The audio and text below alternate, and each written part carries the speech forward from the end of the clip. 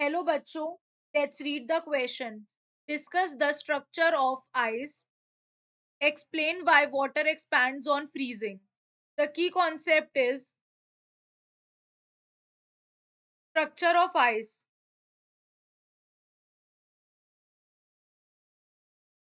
Basically जो structure होता है आइस का, ice has crystalline structure, ice has crystalline structure which is highly ordered.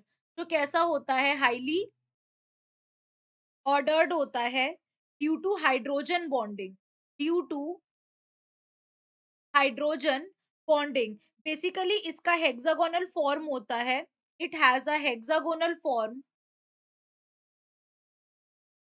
Hexagonal form at atmospheric pressure, at atmospheric pressure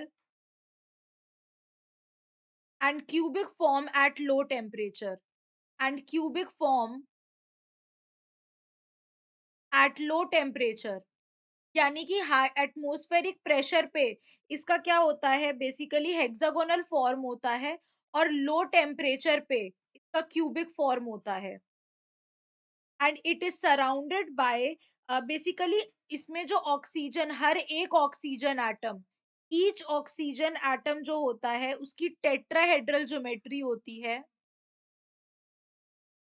tetrahedral geometry होती है, and surrounded by the four other oxygen atoms, four other oxygen atoms at a distance of 276 picometer, at a distance of 276 pm। तो basically ये हमारा क्या होता है, structure होता है इसका। ये हमारा जो है स्ट्रक्चर होता है आइस का, जिसको हमने अभी डिस्कस करा। अब यहाँ पर हमसे क्या पूछा जा रहा है बेसिकली, कि second part of the question is कि why water expands on freezing.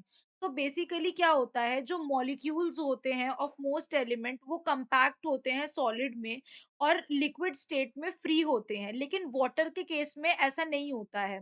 हर एक वाटर मॉलिक्यूल होता है वो ऑक्सीजन और दो हाइड्रोजन एटम से बनता है। तो हाइड्रोजन एटम जो होते हैं उन पे पॉजिटिव चार्ज होता है, हाइड्रोजन एटम पे पॉजिटिव चार्ज होता है, एंड ये कॉज करते हैं वाटर मॉलिक्यूल कि ये अट्रैक्ट करें एक दूसरे को, क्या करें, अट्रैक्ट करें। तो इस अट्रैक्शन की वजह से, this attraction forces water to form a net of crystal, जिसकी वजह से उनका एक क्रिस्टल बन जाता है जिसमें बहुत सारे गैप्स पाए जाते हैं। क्या पाए जाते हैं, गैप्स पाए जाते हैं।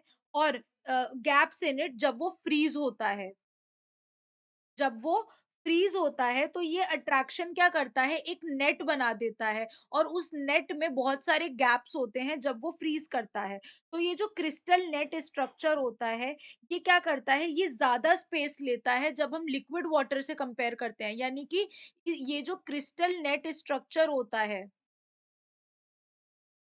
क्रिस्टल नेट स्ट्रक्चर होता है, ये ज्यादा स्पेस लेता है, इट टेक्स मोर स्पेस जब हम कंपेयर करते हैं लिक्विड वाटर के साथ। इसीलिए हम कहते हैं कि वाटर एक्सपैंड हो जाता है जब वो फ्रीज होता है, यानी जब वो आइस में कन्वर्ट होता है।